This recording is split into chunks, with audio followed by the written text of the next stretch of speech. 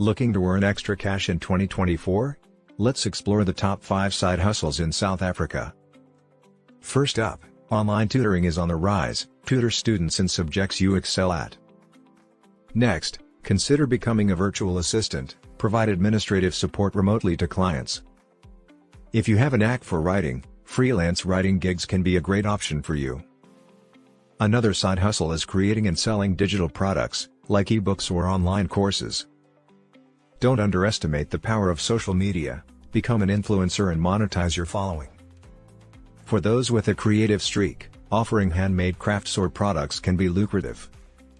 If you're skilled with a camera, consider offering your photography services for special events. Driving for a ride-sharing service like Uber or Bolt can provide a flexible source of income. Renting out properties or rooms through platforms like Airbnb is always in demand. Lastly, consider becoming a virtual fitness or wellness coach. Offer personalized training and advice online.